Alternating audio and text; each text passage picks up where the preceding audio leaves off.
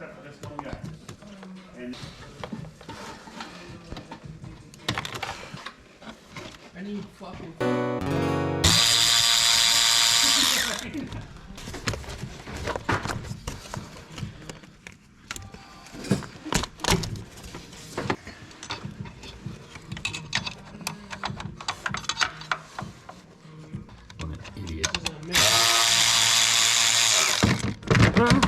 Oh no.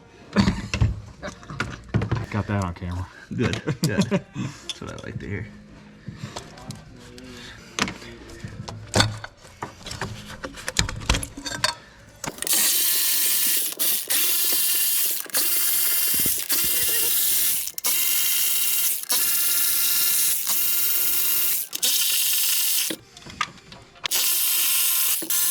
Metal tray or something? Yep. If it hits you in the chest, you're supposed to catch it. I got fucking drilled.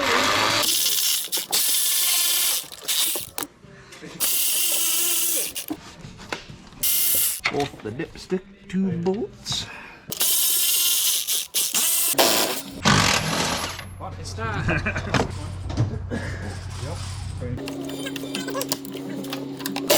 Downpipe can come out of it.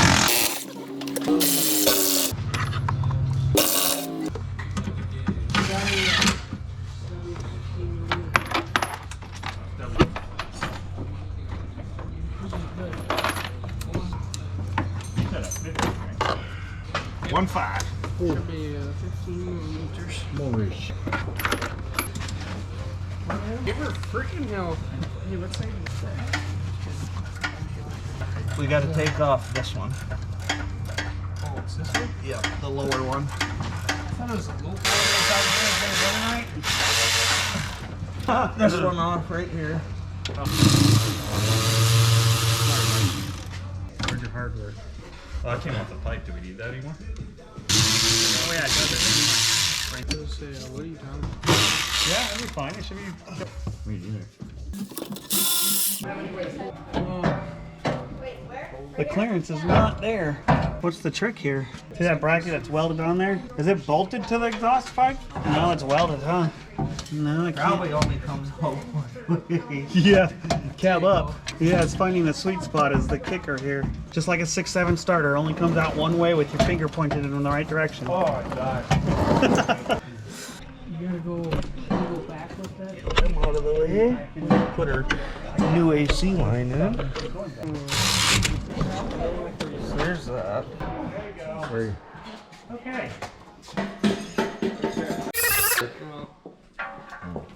I bet Lee could. Everything, yeah, you could probably chuck a golf ball up a garden hose.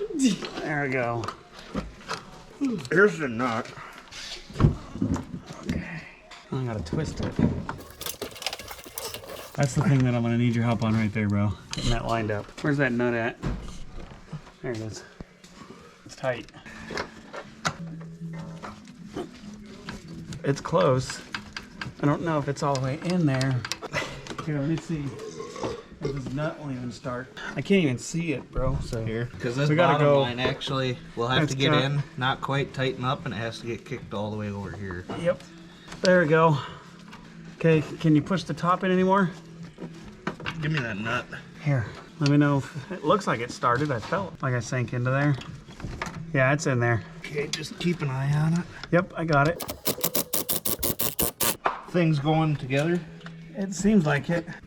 Yeah, they are. Okay. It So now looks we like it's need going to together. kick that all the way over there. Okay. That has to, all this stuff has to go over like that. Okay, go ahead and... Look like it's all the way flush? It looks like it, yeah. Yep, we're Okay. good. Hey guys, so welcome back. Just a couple quick things. That's downpipe, so you're gonna pull the bottom half of the downpipe. You'll have a nut. It's a 2-piece downpipe. There's an elbow, so right over there is the one piece of the downpipe on the ground. I don't know where the elbow went. We had it around here somewhere. You'll have to wrestle the downpipe out, it's really snug. If you look right in here, you can probably see I scratched the frame a little bit. So the bracket that mounts it on the side of the head, that bracket that goes right into here, there's a bolt that goes here and here, and 2 nuts that hold the bottom half of the downpipe in place. That bracket is massive. So you really got to be holding this downpipe in the right spot, and you can barely squeeze it past this box frame and then pull it down. And it's a tight squeeze, but it does come out. And then from there, you'll pull the upper part of the downpipe bolt, where I'm pointing out with the flashlight. There's a 10mm that goes right there. You'll loosen your downpipe clamp and use a big pry bar from here and smack it to get it to loosen up. And then start working the upper part of the downpipe back and forth a few times, and that should break the clamp loose. And then from there, now we're putting the AC lines on. This is the new AC line that comes with the kit. This big one right here. And it's got a new bracket on there. Remember, we pressed this line out of the other bracket. We had to massage this just a little bit with a die grinder to get this to slide in. You want to make sure that you don't force this down until you're clear as day that that is all lined up. Those are lined up. So once you get that going, then you want to pull these both this way to snug that bolt up. Bolt back to this bracket right here at the bottom of the fuse box bracket. Cruising along. Austin's going through tightening up AC lines so we don't forget that. Essentially, turbo's gonna mount right in here. Downpipe's gonna come through here and go right down to here. We're gonna have to fab up this heater hose right here and move this wiring harness back behind the head. Right back up in there is what we're gonna be doing next. So now I'm gonna put this back on the heater hose and then run it over to the coolant reroute. Okay, this goes right back here on your heater hose on the top side, right back there. And then what you'll do is route it underneath here. And then I like tuck this right into there. And then what we'll do is zip tie these two together right here to help this keep this down. This coolant hose is now routed behind the head and clamped to the back of the head, essentially. I can show you guys that as well. I like to kind of just snug this right in here. This is gonna act as a heat barrier to help protect it all. And what we'll probably do is take and zip tie this to this fuel injector line right over here. I'm gonna go ahead and tighten this clamp up. You guys want to hand me a zip tie? So this is wrapped around this fuel injector line back here. You see that right there? Wrapped around the fuel injector line. And then I'm gonna pull this snug and help kick it down because the intermediate pipe's gonna go right through here back to the turbo. Now that's out of the way, nice and snug and out of the way. There's the one up there on the valve cover, right there. And here's the one for the harness. So we're pulling the 5 valve cover bolts. You got the one right here that I already pulled. 1, 2. You skip the third one. 3, 4, 5 in the back. This is for your atmospheric turbo mount. And then I'm gonna pull the last one right back here. Now that's out. There we go. 3 of the valve cover bolts get used for the mount. And then they send a new bolt for the very bottom.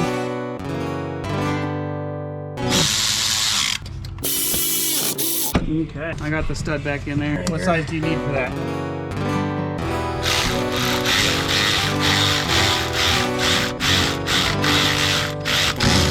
Now we're gonna have a turbo get mounted. Next thing is drilling the oil pan on. I'd put the turbo on first. Yeah, let's just put the turbo there just so it looks cool.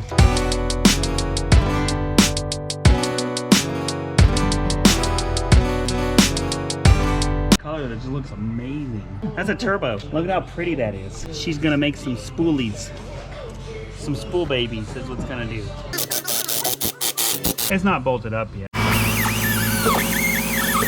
Right now what we're working on is, on this kit, you have to set up your oil drain return, okay?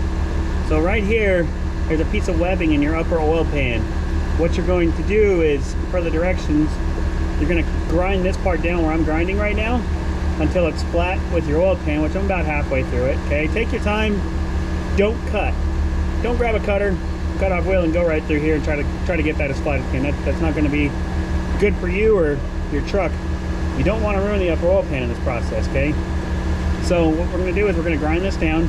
We're gonna measure 2.9 inches from this point up to here, and then 1.05 inches from here over here, and then find that center spot, pin it, and then we're gonna measure 2.9 inches from here up to here, 1.05 from the back of the upper oil pan to in, find that center spot.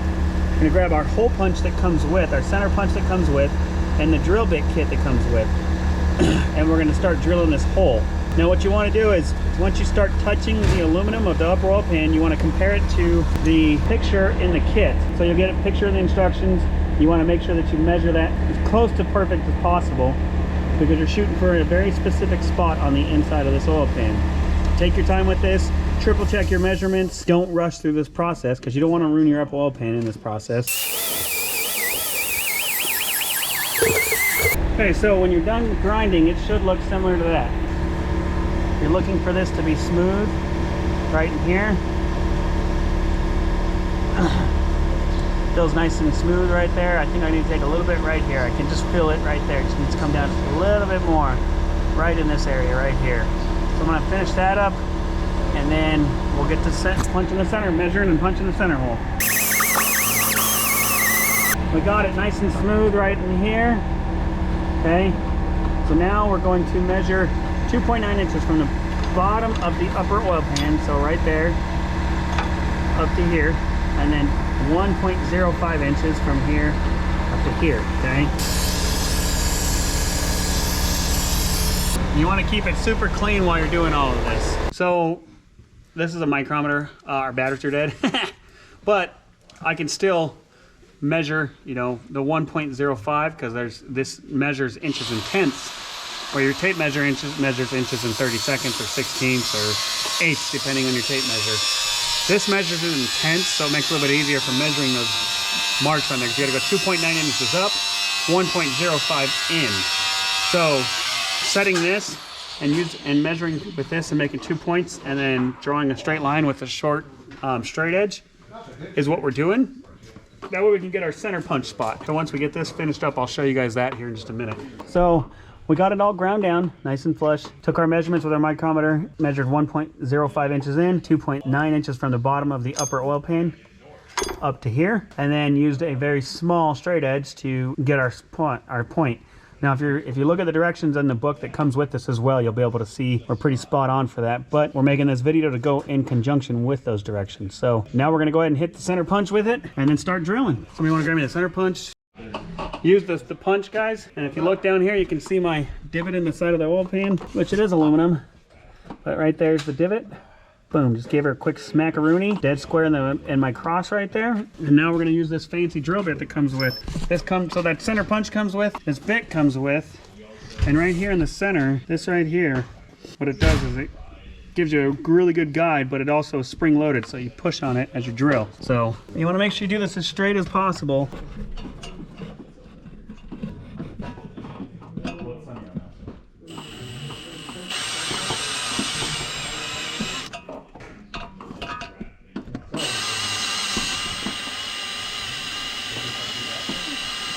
So in the directions that says to take a quick break once you get it marked like that. So if you see we've got it started.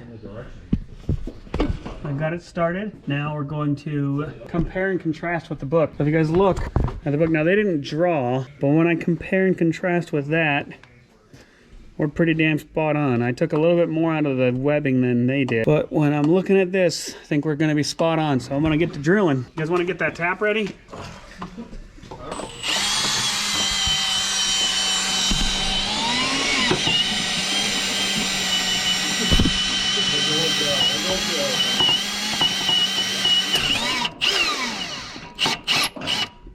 Boy, I don't know if we could have hit that better, guys. Did it blow right through it? Nope, it went perfect. I mean, it went right through it. Yeah, that bit is freaking badass. So, bravo, Pusher. This bit right here, I've never seen one of these in person, but I gotta give a shout out to Jacob and over at Pusher and his team because that son of a bitch is badass. That being said, that's what you're looking for. We're right in between the webbing on the back and on the front. We have plenty of room to bite for our with our tap for our fitting. And then after we're done with this, we're gonna take and drop this lower oil pan and make sure we get any metal out of it, obviously. And then of course we're gonna change the oil while we're at it. Now would be a good time to put an oil pan on. I got busy and forgot to order one. So we're not putting an aftermarket one on right now. Probably the next oil change we'll put one on. I do recommend upgraded oil pans. Mag High-Tech's my favorite. Adds 2 quarts of capacity. Better seal than the factory one. Plus it adds cooling capacity or cooling characteristics because it's a finned aluminum. And then I also recommend a Mag High-Tech transmission pan, which will be coming at some point as well. Anyways, we're gonna get that tap now. I could have gone literally a 0.025 forward, like towards the front of the engine, and that's like the most I could have gone. I hit that back one literally spot on. And got her taped up, huh? Well, look at that fancy thing.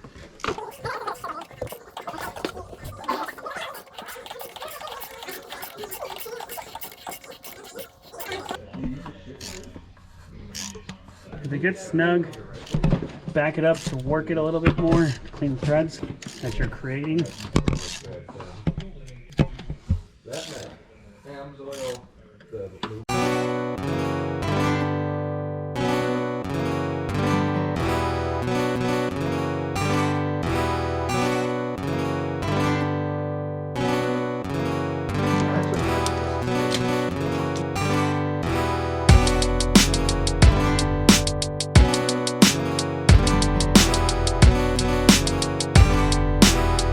Guys, let me see the fitting, please. You guys look, you can see, I don't know if you can see it good enough, but we created some threads in there with the tap. Fitting in for the whole drain.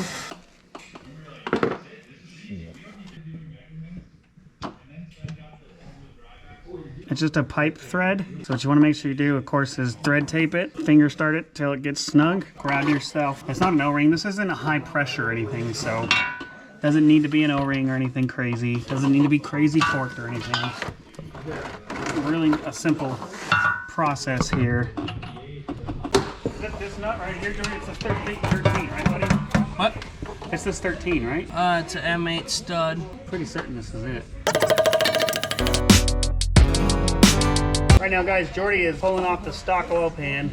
They did get stuck in place. Good old RTV. So he's working that out of there right now. There we go. This is a $40 part that I would almost recommend you just order a new one before you put it on, before you do this kit. And the reason being is when you take that off, you're gonna mess it up. I'm gonna hand you some brake clean to rinse out the inside of that oil pan too, okay? Yep, you got that nut. One other, yep, it's right. I just threw it right down here somewhere, right there. One other little tip, if you guys look right here, I've noticed that this coolant line right here that we had to put that P-clip on the back of the head is a little too close for comfort to the downpipe when we put the downpipe in. We put the stud back in and then we grabbed another clamp and we're gonna put the clamp over it and run the nut down just to hold this further away from the downpipe. It would probably be fine, but I'm just super picky about things, so we're gonna try to get that in there.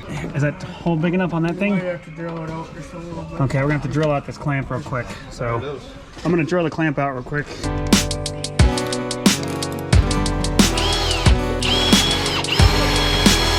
Definitely a little difficult to do, but that should be good now.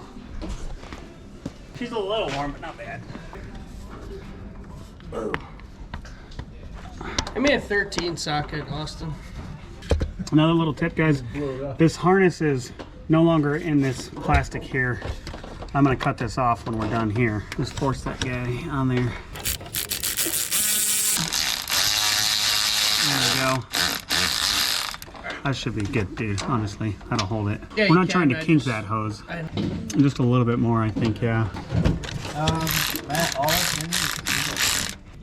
Yeah, that's good. So all we're trying to do is just get this a little bit tighter, and it's just to keep this hose, because when you put this downpipe in place, that hose wants to touch this downpipe, guys. Okay. So now I'm gonna grab the Sawzall, trim this off right here, because this is not needed anymore. This black plastic piece is no longer needed, so it just gets in the way. So I'm gonna grab that real quick.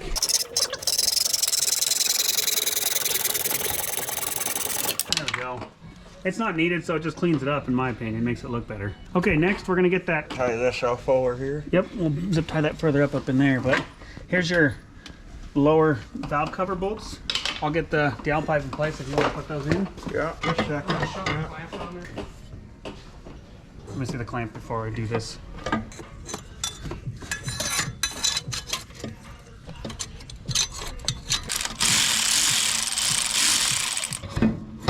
You ready, everybody? I am ready when you are. Let's get her up in there. Such a cool downpipe. You see that flange on the downpipe? It's got a sleeve that slides inside the back of the turbo. Pretty sweet. How about a swivel 8?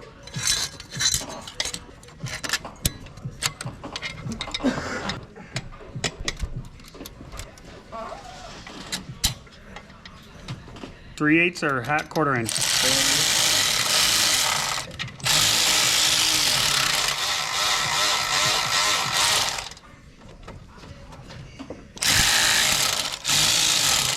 Okay, now this thing can't tighten a nut up on a downpipe clamp.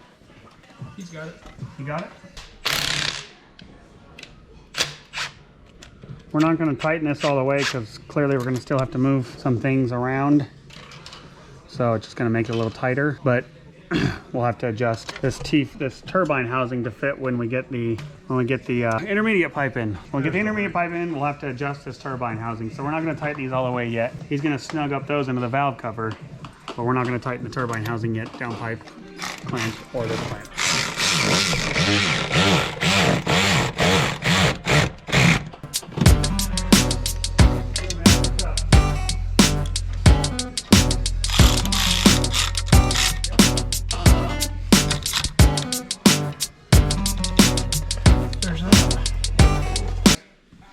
In the kit, it comes with an intermediate. It does come Cerakoted, ceramic coated, whatever you want to call it. So it is already set up to handle some heat. We went ahead and did some heat wrap on it. Tip from Austin and Jordy is to put water on the heat wrap to soak it. It helps it install better. This is nice and tight. It's a great wrap. You guys did a damn good job on it. They did an awesome job. We're just gonna take and use a die grinder to cut these excess pieces of the clamp off, and we're gonna get this bad boy installed. Pair of dikes.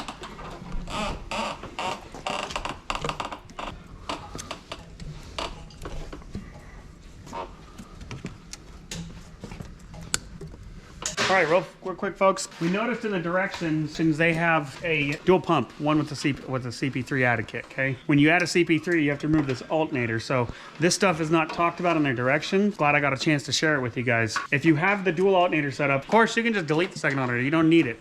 That being said, I'm not going to. I live where it's cold, so I like to have the second alternator. This is no longer long enough. This wire would come from here to your battery. Well, originally your battery sat right here, so it would hook up right there, go to your battery. I pulled the harness all apart right here.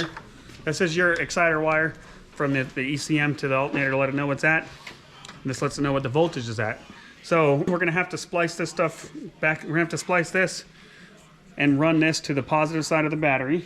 When we're ready to go, we'll just put an extension on here with a grommet at the end of it, and then we're gonna have to run into town to our local auto parts store and grab a 36-incher. I think is what's gonna work best for this battery cable, to run this cable from here down around, follow the fender around over here to the battery, because the new battery is gonna sit right here. So we're gonna mount that battery box to kind of show you guys. The cables are tight. We're gonna find out how they fit as we go. Most likely what you need to do is all this factory stuff that holds it all together, all these plugs and grommets and everything, all of that you can just take out. I personally hate seeing this stuff in there when it's not being used, so I take it all out. To loosen this harness up, to get it to where you can get it in place, this plug right here that goes to, I'm pretty certain this goes to, what's underneath here? I can't remember on the top of my head. Needless to say, there's a plug that goes right here, and it was mounted right there. With the new battery box, it cannot fit. We'll cover what that plug was for. I can't remember off the top of my head right now, but needless to say, you have to take this out of this grommet and move this back here to get this battery box in. In the directions, it shows that this guy comes up and through here and mounts. You'll end up mounting it, which I need to grab a 10 so I can pull that guy real quick. And I think we have one that goes right here we're gonna reuse looking at this battery box. So we're gonna get this stuff rocking and rolling. You wanna hand me a 10 real quick, guys? 3/8, a 1/4 inch, one or the other, doesn't matter. Just make sure you hook back up your grounds. Don't skimp on them. There's that. On that bad boy. This comes to the side right here. There's that 10. Put it through your ground cable. Nope, the ground cable goes back up here. That's gonna be a tight fit, I'm gonna tell you right now. That's what I'm worried about. So I wonder if on mine, see, this looks like it's got enough room behind it. Maybe it doesn't. Plumbed into a harness, yeah. So it looks like we're gonna have to take and they cut it out of the harness so they could get a little bit out of it. Let's take and find out. Just if you're cutting into harnesses like this, be very cautious because you don't want to cut any wires, obviously. It's never good to do. And then I'm gonna grab some electrical tape and retape this up once I'm able to fish out this ground a little bit more. Oof, man, there's just not room. It's tight. This is custom fab work. If you guys have followed along in any other series that I've done, 6.0 and anything that I do, that whenever we do an aftermarket custom modification, sometimes you have to get creative and smart creative about what you're doing. It just is what it is. Crazy as it sounds that every one of these trucks are built in the same factory, not everything is the same. Like, this is not a problem with Pusher or anybody. Just one of those things that you gotta, you know, problem solve as you go along. That's the best way I can put it. So I'm gonna try to fish this out a little bit more out of here. Wonder if I can get that to come through Let's harness that wire because that way Ford wrapped that wire. You guys see how they wrap that wire inside of that? Okay, untangle it a little bit because Ford just decides to tangle it all up in there, which in factory formation it probably works great. I want 2 turbos so it doesn't work great. There we go. Might have to do one more. No, I gotta get that out of there.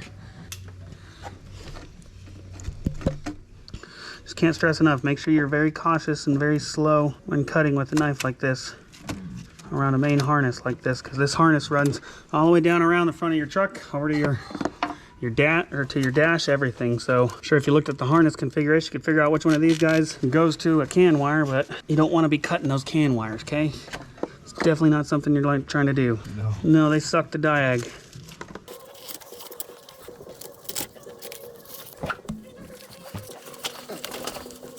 Let me see if I can fish that back around there a little bit more. Yep, just keep it there.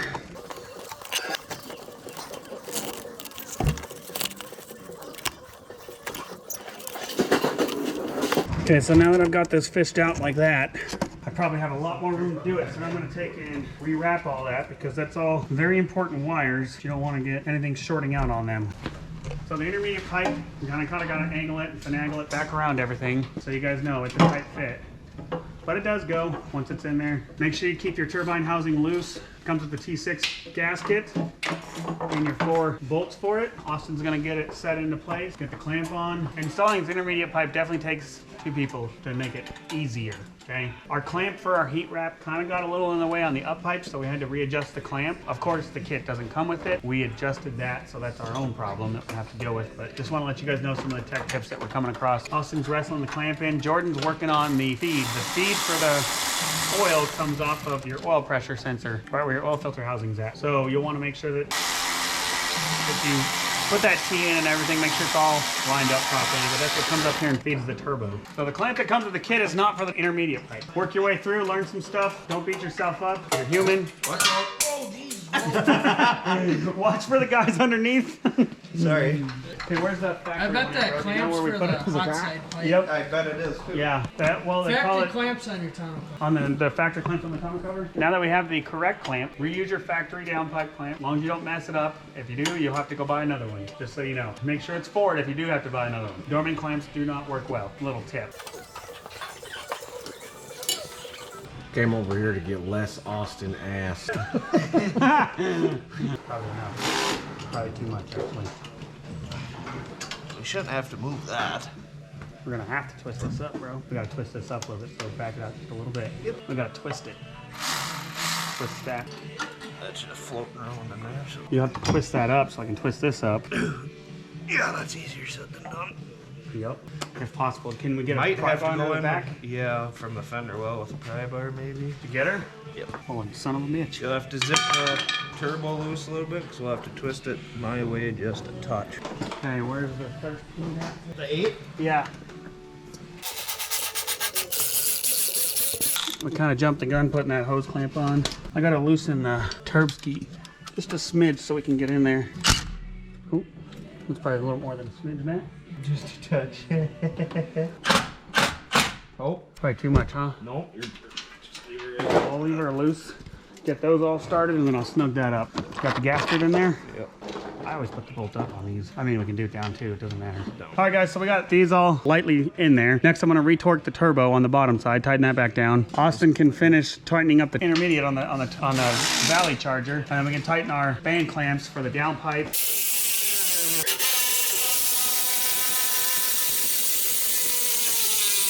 That should be good. We won't tighten this one down yet because we still gotta adjust that for the intermediate cold side. And then go underneath, tighten this guy up, and then we'll grab some wrenches and tighten up the other ones.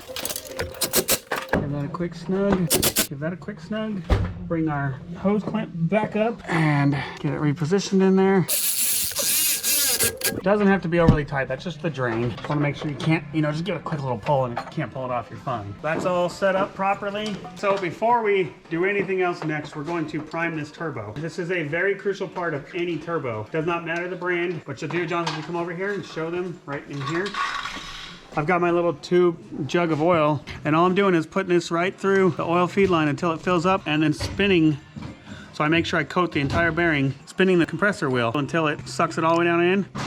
Just doing that 3 or 4 times. It's no pressure, so it's not gonna hurt anything on the bottom side. You're not gonna drip all this right out if you haven't hooked up your lower oil pan. A couple of times of doing that, and then just spin it nice and you can fill it on your turbine or your compressor side. You can feel like when you're getting rid of any slack in that bearing in there. The oil supplies the slack. Up and down play is normal, in and out is not normal. That's when it comes to a turbo. Of course, too much up and down play is bad. That means bearing shot, but by that point, you've got so much in and out play as well that your turbo's shot. So don't freak out when you grab this thing and pick it up and you see it move a little bit. That's perfectly normal. That difference is coated with oil when the truck is running. So that's all good. Now we got that hooked up. The way they want this oil line routed, they want the oil line from inside here. So I need to reroute this line and put my oil feed fitting in there. Okay, so pretty difficult to get yourself a crescent down in here on this fitting. Grab a socket, thread her down, tighten her up. Should be good to go after that. And then we're gonna take and reroute this bad boy.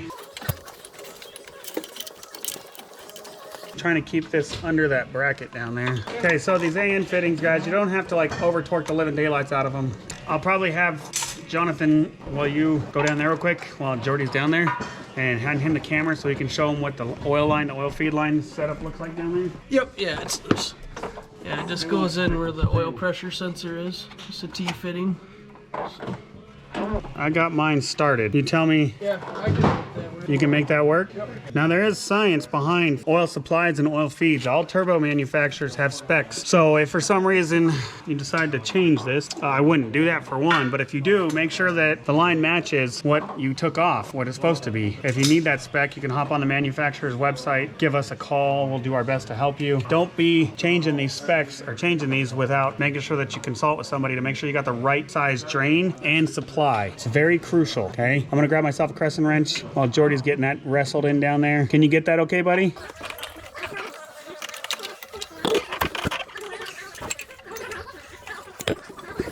All right, folks, so what we ended up doing was, in the book, it takes this line and has it coming up from over on this side. On our truck, this is one of those, just make it, you know, pay attention, make sure it fits good. So if you look right down there, I zip tied this to the drain as well to keep it protected. And then we're gonna be getting a T6 blanket. I do recommend ordering one of these. We'll have the option on our website to add one to the kit. We're gonna get a T6 blanket and wrap it. But so what we did is we changed the routing just a little bit. All we're trying to do is, you know, we're trying to supply oil to this, obviously. So as long as you still have a good line, good flow with no kinks in the line. So we did that right there, and it runs down. You guys can see right up in there, goes down, follows along right, and it kind of comes along the inside of the frame right here, and goes to that side of the oil pressure sensor on the T. We had to adjust this T a little bit to make it work better on ours, to make it more gooder, as Austin would say.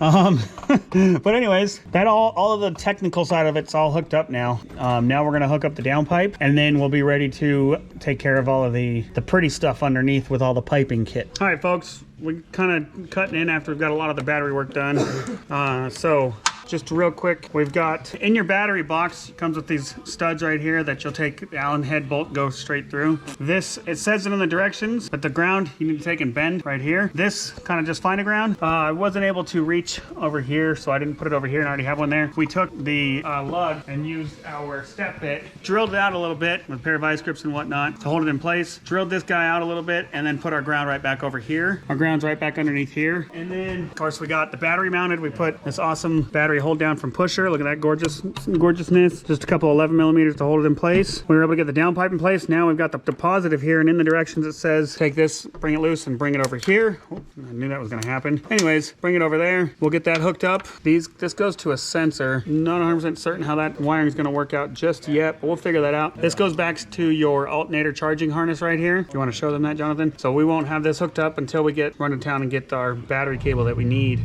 So I'm gonna get this tightened up just because I'm here. Probably not a bad idea to take some Loctite on these threads when you thread it in, and then, okay. So I'm gonna follow the directions and route this like this. And for now, just lightly snug it up. It'll be fine, because we're not trying to start the truck right now, obviously. So now we'll work on getting, and see, that's a little tight. We might extend these wires right here just because I don't like it to be that tight. We'll see how it fits with the intake, which is probably good. Probably doesn't need to happen, but we'll take and zip tie like right there, and then put our intake on, and it comes right to here where my hand's at, basically. So we're gonna get that mounted next, and then bring our map sensor line back over so we can plug that in. But yeah. She's a little dusty from sitting, but look at how gorgeous that is. Putting our air filter assembly on. Pusher boots are known for being, they don't come off, I'll tell you that. They're a pain to get on. But once it's on, you don't have to worry about it coming off. That's a guarantee. That clamps in there, guys, and I'm guessing we're gonna be right about there. So realistically, we should probably put this boot to the Valley Turbo first.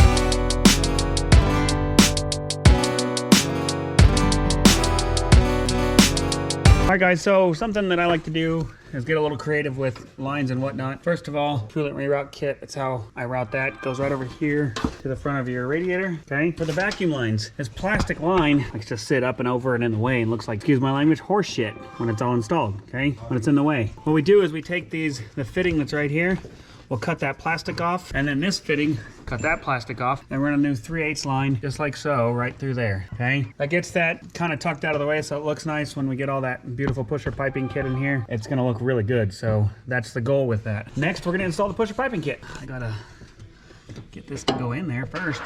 Let me get this side tightened up. Here, give me a 10 on this bad boy. Somebody?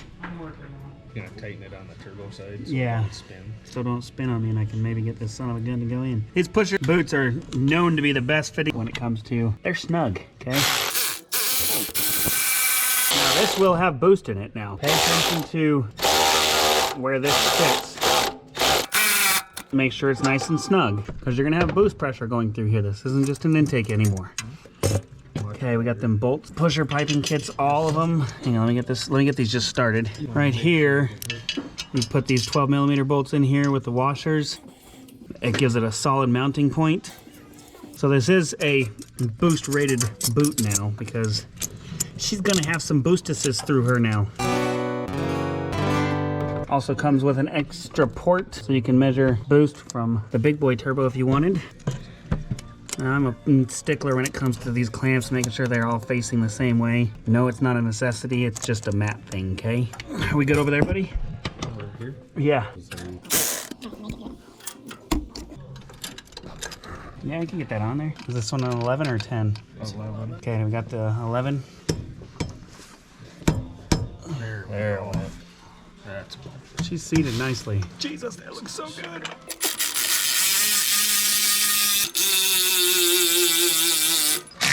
There's also an O-ring in here, guys, okay? No, that's perfect. come together. Oh yeah, that son of a gun is perfect. There's an O-ring that goes in this pipe, so it just helps with this seal right here, where this V-band's at. And then I'm gonna give these guys a crank right down in here. Snug these bad boys all the way up.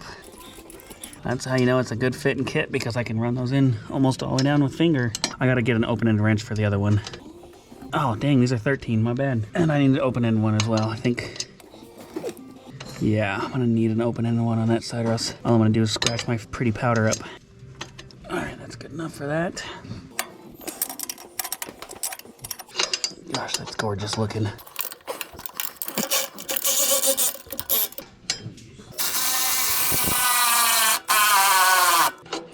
Kind of a good safety feature is this Milwaukee. Once it can't spin anymore, then you know those are tight enough, so. Alrighty, let's wrestle the hot side next, huh? Guys, when you're installing these piping kits, we cut this tab off that the old intake used to sit on, just because it makes it look cleaner. It's not needed anymore. Just a quick grind, take that guy off. Okay, so there's the hot side pipe. It's a 2-piece kit. This slides on just like your factory piece does. Oh gosh. 100% honesty, this is tight. So, I just need a good rubber mallet real quick. It's got plenty of lube on it, I think. It's just a tight fit. It just always is. Whoops. Try this, Brady.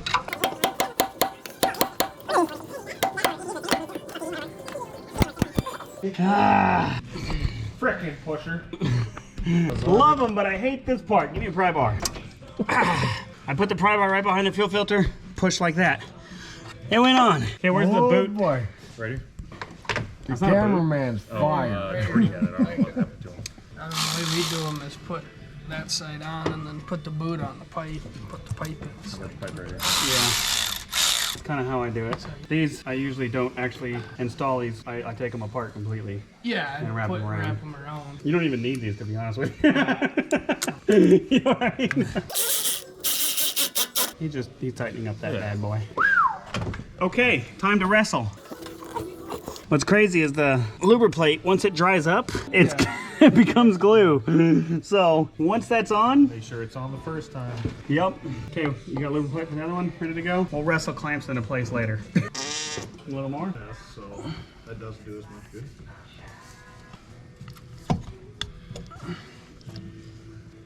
Okay. Slide that boot on there. Make sure the pusher's the right way. Damn it. I agree. Jesus. Shove that thing on there. Okay, hurry up. Be ready to pull that way, bro, while I hold this in spot. Putting the boots on is a 3-person job. It really is. Don't let it dry, dude. Don't let it dry. Especially for driving 7 minutes a day, not 3 minutes a day. These pusher boots are absolutely phenomenal. That's why you saw us wrestling to get that one on there. But once it's on, the only way it's coming off is if it ever blew. And they upgraded their boots to where good luck getting them to blow. Any pusher kit you can buy on our website comes with these same boots, and they are absolutely incredible boots. Recently, oh gosh, a year ago, they went from I think a 5-ply to a 7-ply. I think it is now, isn't it? With 7-ply, it's impressive. Okay, so that goes like that right there. So that way we have room for the Y bridge. We'll get these snugged up. You want to hand me the clamps for the other one?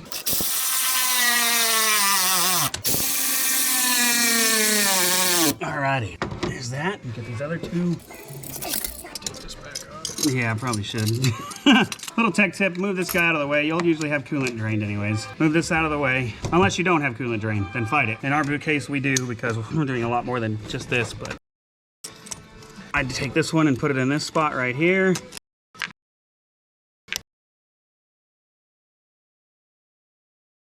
And then, okay, right there.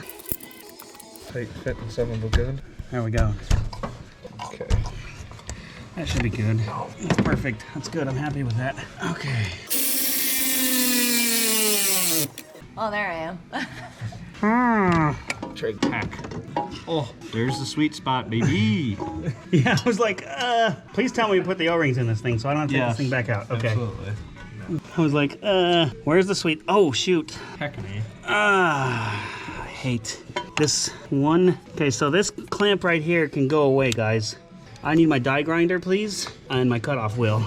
And make sure that I don't touch this thing. Grab me like a rag or something or some towels to throw over the gorgeousness, because that vibrates and hits when it's tightened up. Okay, so on your stock intake, you can use that. The pusher piping kit retains usage of the 2 bolts in the back, but not the front, obviously. So I like to take and remove that guy out of the way. That's what I like to do. So what I'm going to do is push this back here like this, and then get my die grinder and cut off right there. Just a quick zzz right there. And it makes this to where it doesn't mess up your gorgeous piping kit. No, my son. Oh. No, that's the key. Just chew on it till you saw it. I guess. Until whatever falls off.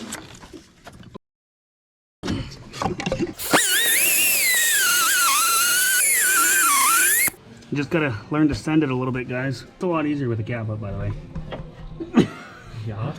Hot! Okay. You guys might ask why I do that. It's because when this is in place, now it won't rub on the damn beautiful piping kit. Because now I can put that bolt in there, the other one on the back side of the piping kit, and this won't hit anything down here. That's why I do that. Okay, so we got our white lithium grease. Only truck I ever recommend doing this on. Don't put white lithium grease on any other vehicle. Put on your hot side 6-liter boot. Lock it right in there, won't it? That'll help it. Okay, so to get these guys, it's quite the wrestling match. Guys, let me see the other boot. This one's empty. What I do is I take and I push this all the way back there like that, and then do this really quick. So I've got that boot in the right spot down there. Take and slide this. Yeah, it is. Ah, damn it.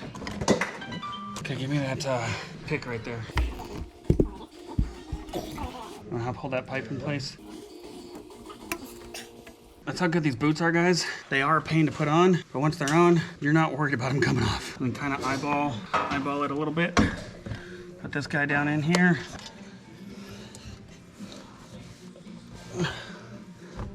Okay, got that one in. Where's that pick at? And then you kind of got to just grab your pick and work it. It does take a little bit to get in there, but it does go, I promise you. Ah, Jesus. remember how I do this.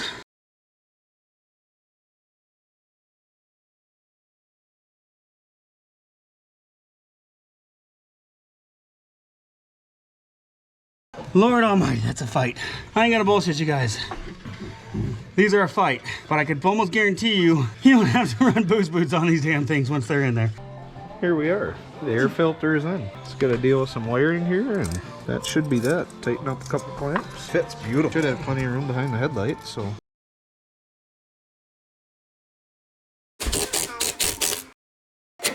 Okay, that one's tight. Then we'll zip tie that up there. That looks beautiful. Before the camera died a few minutes ago, we got the clamps down here, okay? Tech tip, long extension with a 10mm to get the one on the charge air cooler, comes straight up through this hole right here, okay? On this one, you shoot right through there and you get yourself a wobbly, a 3/8 wobbly, and a long extension, and you can get to that one right there, to this bolt right here, without having to get too creative on how to tighten that up, okay? Always take in your charge air cooler temp sensor, take and zip tie it to your radiator hose. If you guys notice, I removed that shroud. I hate how it looks in here. So take and zip tie that to there. So that way this cable right here can't fall down and hit down there. We just got a few more things to finish up. Lord almighty, does that look amazing. We got to run the battery charging wire from this alternator over to there, plug back in that harness, over to that prong right there, plug back in the harness as well, and then we will. So on that, what we did, I'll show you guys. What we went and bought was just this. Is just from your local auto parts store. Extended the wire, but connected it together, electrical taped it up, so that way we can plug in both harnesses, still use that alternator, and then run this around. Probably gonna run it down underneath here so it's out of the way. Zip tie it up to the harness down here. Probably zip tie it to your heater hose to this harness right here, and then run it over to here. So, like I said, that's not a problem on most trucks, just ours, because we have a dual alternator truck. If you don't have a dual alternator, this isn't an issue for you. Just work your way through, solve the problems that you come to them.